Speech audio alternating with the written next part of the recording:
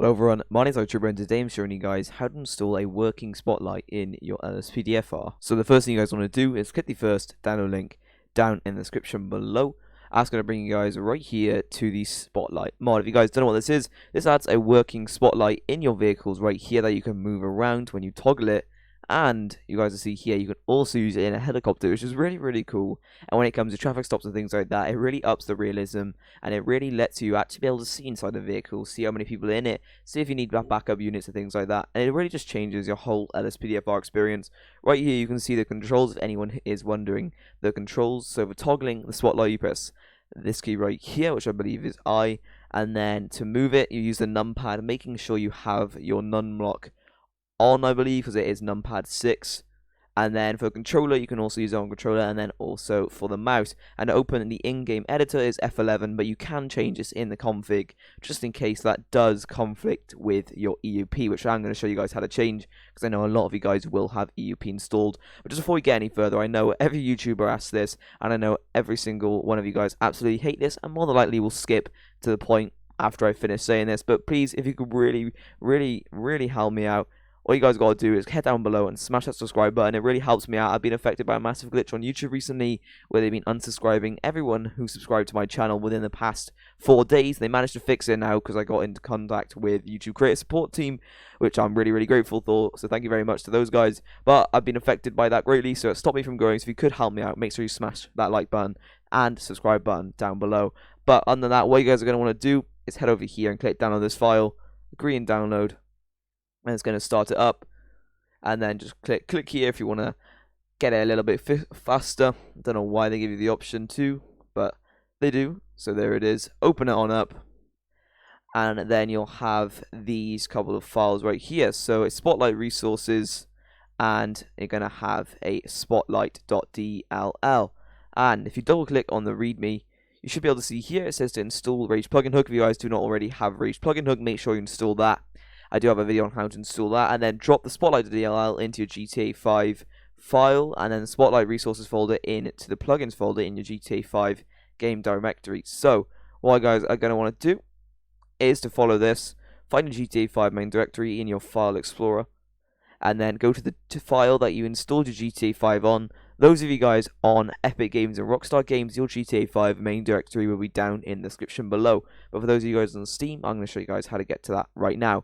So what you guys are going to want to do is navigate to ProgramFiles 86, head down here to Steam, then go to Steam Apps and go to Common.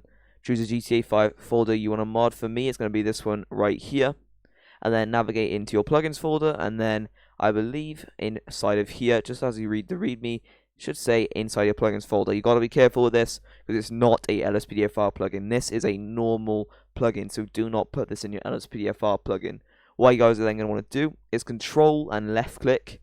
That will let you individually select them, and then control and left click spotlight.dll and the spotlight resources, and simply just drag and drop this into your plugins folder like that. And there you guys go. Now, just like I said in the README, that's all you guys gotta want to do.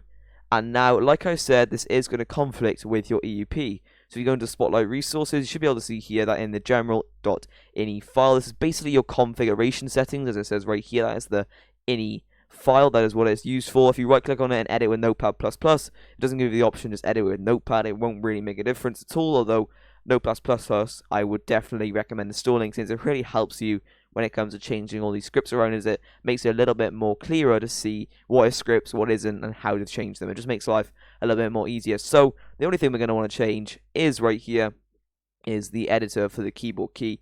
I recommend changing this. Pretty much nothing uses F9. You can change this to F9 if you want to. You could change it to no F9 key. You could change it to 0 if you really wanted to. Wouldn't recommend that.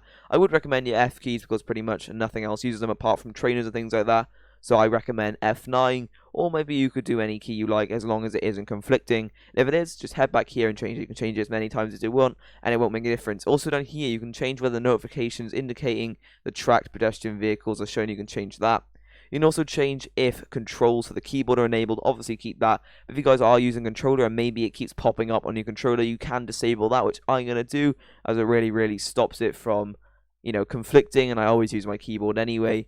And then you can change here how you move it left and right on controller and on your keyboard. You can then close out. It should automatically save. It gives you the option to save. Obviously, make sure you're doing that. And other than that, you guys have successfully installed your Grand Theft Auto Spotlight to your LSPDFR GTA 5. I hope you guys did find this video useful. If you did, please support me. As I said earlier on the video, please smash that like button. Please subscribe. Comment down below if this didn't help you, and I will try to help you further. More than likely, I'll link you to my Discord server, which is down in the description below, where you guys can get further help of my LSPDFR helper team, unless it's something really quick that I can help you out with that you did get stuck on somewhere along the way of the tutorial. But other than that, if you guys do want to support me just an extra step further, there is a little join button next to the subscribe button. Basically, you click that and it's a monthly subscription, and you'll get early access to all of my tutorials. You'll also get early notifications to all of my tutorials, so you'll know before the video even gets released whatsoever. And you'll also get special episodes of my LSPDFRs. I know you guys love them. And you also get a bunch of special announcements informing you guys of some massive projects coming up on my channel. But other than that, thank you guys so much for watching, and I'll see all of you guys in the next video. Cheers and goodbye.